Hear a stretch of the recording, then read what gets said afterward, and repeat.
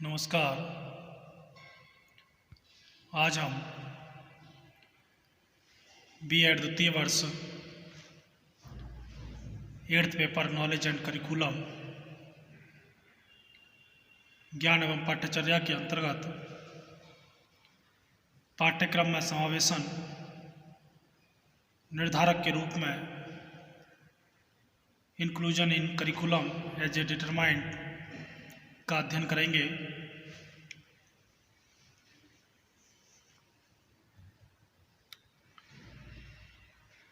बीसवीं शताब्दी के अंतिम चरण में शिक्षा में समावेशन के नए संप्रत्यय का विकास हुआ।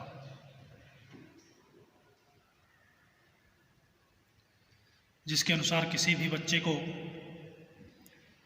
किसी भी आधार पर सामान्य बच्चों से अलग करना और उसकी शिक्षा की व्यवस्था अलग से करना अमानवीय माना गया और राष्ट्रीय एवं अंतर्राष्ट्रीय स्तर पर इस विषय पर गंभीरता से सोचा जाने लगा। 1989 में संयुक्त राज्य संघ यूएनओ यूनाइटेड नेशनल ऑर्गेनाइजेशन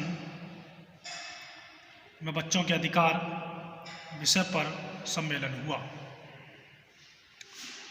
और उसमें यह निर्णय लिया गया कि किसी भी बच्चे में किसी भी क्षेत्र में बच्चों के साथ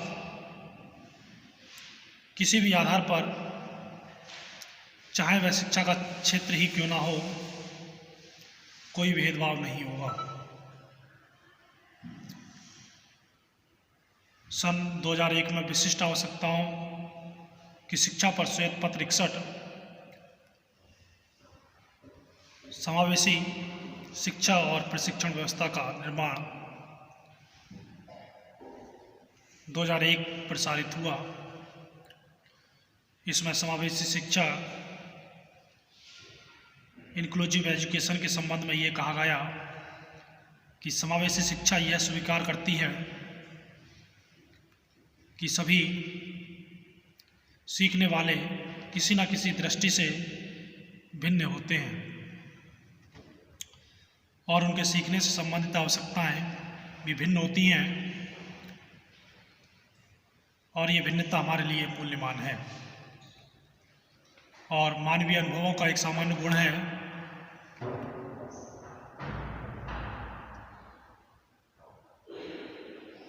अतः सीखने वालों के बीच अंतर को स्वीकार करते हुए हम उसका आदर करते हैं।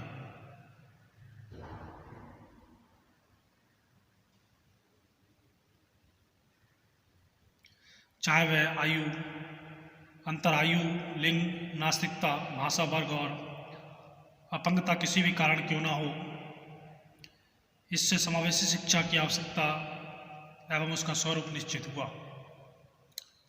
और यूनेस्को द्वारा सभी राज्यों से सभी स्तर पर समावेशी शिक्षा की व्यवस्था करने का आह्वान किया गया।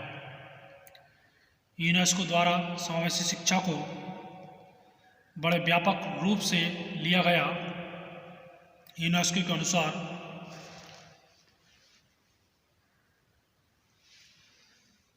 व्यापक रूप से समावेशन को एक ऐसे सुधार के रूप में लिया जाता है जिसमें सीखने वालों की भिन्नता का आदर किया जाता है।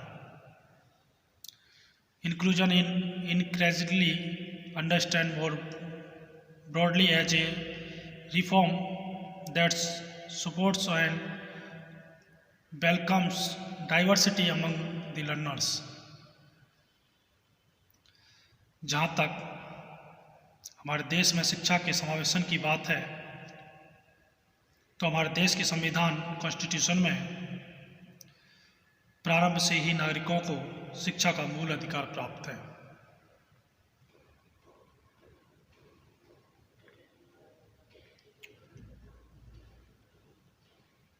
और समय समय पर इस अधिकार का स्पष्टीकरण भी किया जाता रहा है। नवंबर 2009 में शिक्षा का अधिकार अधिनियम द्वारा भी अप्रत्यक्ष रूप से समावेशी शिक्षा को बड़ा बल मिला। वैसे भी इस बीच भारतीय सरकार ने समावेशी शिक्षा की व्यवस्था के लिए एक अधिसूचना भी जारी कर दी है। शिक्षा अधिकार अधिनियम 2009 और समावेशी शिक्षा संबंधी केंद्रीय सरकार की अधिसूचना के आधार पर कुछ प्रांतीय सरकारों ने प्राथमिक शिक्षा पर समावेशी शिक्षा की शुरुआत कर दी है। इस संबंध में सरकार ने प्रत्येक प्राथमिक विद्यालय में एक विशेष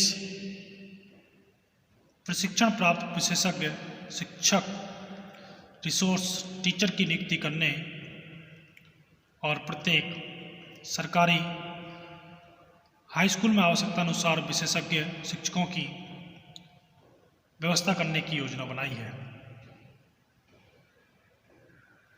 जहाँ तक समावेशी स्कूलों की कार्यप्रणाली की बात है तो यह निम्नलिखित 2 रूपों में देखा जाता है: संपूर्ण कंप्लीट इंक्लूसिवनेस समावेशन और अल्प समावेशन पार्टियल इंक्लूसिवनेस, जिसमें कंप्लीट इंक्लूसिवनेस अर्थात विद्यालय में सभी प्रकार के बच्चों का प्रवेश, सभी के लिए समान पाठ्यक्रम, सभी को एक ही विधि से एक साथ पढ़ना लिखना, सभी की एक समान रूप से परीक्षा लेना और सभी का एक ही पैमाने पर मूल्यांकन करना और सभी को एक ही प्रकार के प्रमाण पत्र देना संपूर्ण समावेशन के अंतर्गत आते हैं। अल्प समावेशन, जिसके अंतर्गत कुछ विषयों जैसे संगीत, कला, स्वास्थ्य शिक्षा एक साथ और कुछ विषयों जैसे भाषा, विज्ञान, गणित की शिक्षा अलग अलग और सभी क्रियाओं, खेलकूद और समाज सेवा आदि एक साथ। सैद्धांतिक कार्य अलग अलग और क्रियात्मक कार्य एक साथ, जहाँ तक समावेशन की नीति को पाठ्यक्रम के निर्धारक के रूप में अपनाने की बात है। तो समावेशन की इस नीति को हर स्कूल और सारी शिक्षा व्यवस्था में व्यापक रूप से लागू किए जाने की जरूरत है। बच्चे के जीवन के हर क्षेत्र से वह चाहे स्कूल में हो या बाहर, सही बच्चों की भागीदारी सुनिश्चित किए जाने की जरूरत है।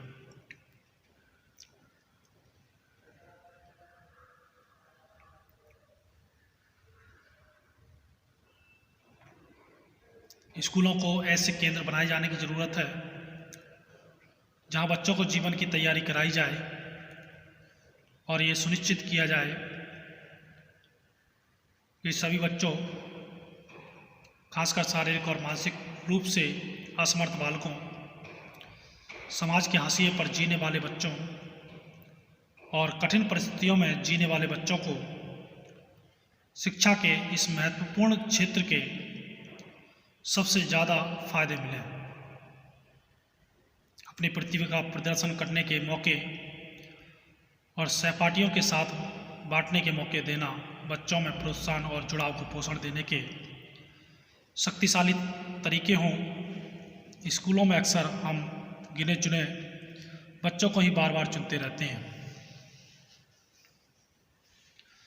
इस छोटे समूह को ऐसे अवसरों से फायदा मिलता है, उनका आत्मविश्वास बढ़ता है और वे स्कूल में लोकप्रिय हो जाते हैं, लेकिन दूसरे बच्चे बार बार उपेक्षित महसूस करते हैं और स्कूल में पहचाने जाने और स्वीकृति की इच्छा उनके मन में लगातार बनी रहती है।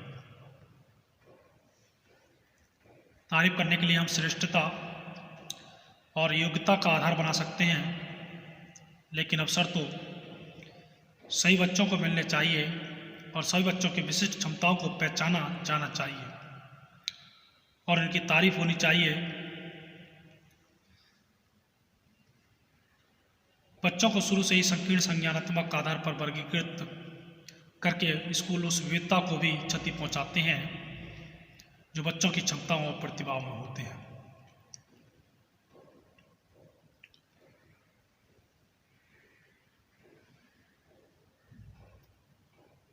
समान विद्यालय का आदर्श, जिसकी वकालत 4 दशक पहले कोठारी आयोग ने की थी, आज भी वैध है, चूंकि ये अपने संविधान में निहित भावना के अनुरूप है।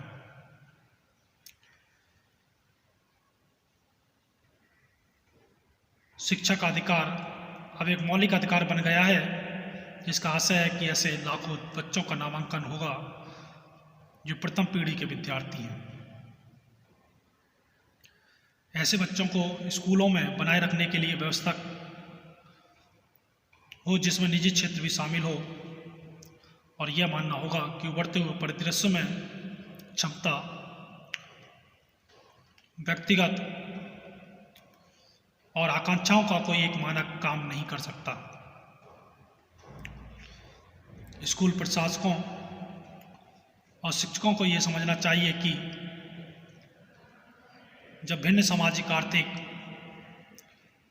और सांस्कृतिक पृष्ठभूमि और भिन्न क्षमता वाले लड़के लड़कियां एक साथ पढ़ते हैं तो कक्षा का वातावरण और भी समृद्ध हो जाता है। तो ये था पाठ्यक्रम में समावेशन निर्धारक के रूप में inclusion in curriculum as a determined. धन्यवाद।